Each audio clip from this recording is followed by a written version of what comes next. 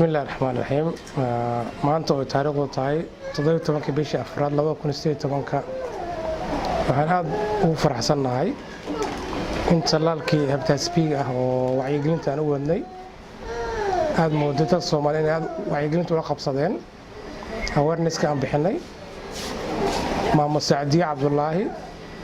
waa maamo Soomaaliyeed degan magaalada Muqdisho waxay soo bilowday talaalka cudurka loo yaqaan hepatitis B November 2017 qaybtii koowaad ay qaadatay dosage-ka labaadna waxay qaadatay December 2017 17 bishii afraadna waxay qaadatay dooskii saddexaad marka waxa u dhameystirmay ayada iyo caruurteedaba talaalka loo yaqaan hepatitis B vaccination waxa mahad iska leh alxamdulillah ilaahi subhanahu wa ta'ala second dadaalka iyo juhdiga iyo awareness-ka uu bixiyay isbitaalka kale specialty hospital si loogu wacyigeliyo talaalka qaybihiisa kala duwan si looga hortago cudurrada loo yaqaan infection disease-ka oo ka mid yahay hepatitis B-ga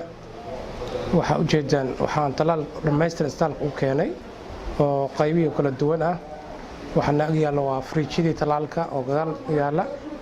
waxaan talaalaynaa PCG waxaan talaalaynaa polio waxaan talaalaynaa waa influenza waxaan talaalaynaa typhoid waxaan talaalaynaa dhammaan talaalka oo dhammaystiran marka waxaan rajaynaynaa ummadda Soomaaliyeed oo ku nool magaalada Muqdisho dhammaan ama gobolada inay ka faa'iideystaan talaalkan hepatitis B-ga si loogu wacyigeliyo ummadda Soomaaliyeed hepatitis B waa cudur aad u dhib badan mustaqbalka wuxuu keenaa haddaan la talaalin waxa la liver cirrhosis waxa u muhiimsan oo talka u muhiimsan uu yahay waxa waaye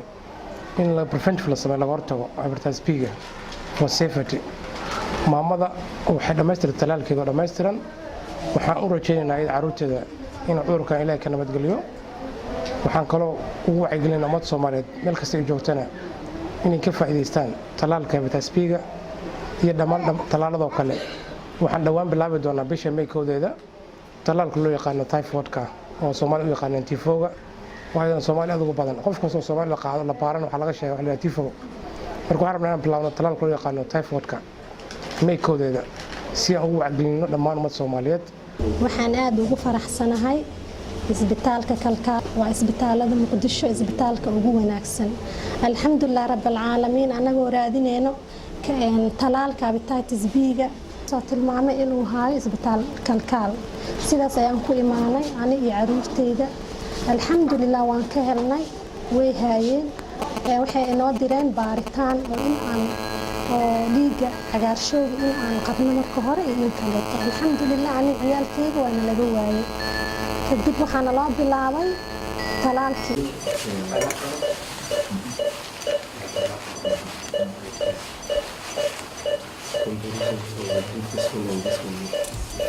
cagaarshowga waxayna ahayd November 2017 dooskii ugu horeeyay haddana waxaan soo noqonay December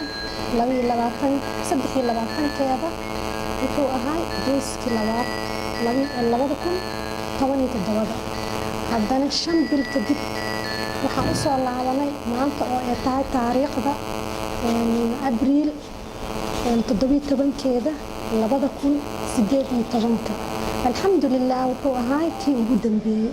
aad ayaan ugu qanacsanahay waan ku faraxsanahay ilaahay waxa ka rajaynaynaa maadaama uu yahay hepatitis B-ga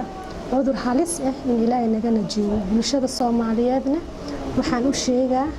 in ay iska ilaaliyaan talaalkaasna ay ku dadaalaan waayo cagaarshowga ma sahlano laakiin ayagu waxay u yaqaaniin wax iska fudud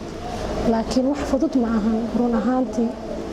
waa cudur ku dhaca baarkana waa halis alxamdulillah haddana dhakhtarka khayr Allah si waxaan ka maqleynay kan ciyaalka inuu keeno talaalka typhoid-ka waayo asagana si xun ayuu magaalada ugu jiraa mana ka dhamaado waan ku faraxsanahay kalkaal hospital wuxuu ku jiraa isbitaalada Muqdisho ugu wanaagsan isbitaal aan jecelnahayna waaye الحمد لله رب العالمين.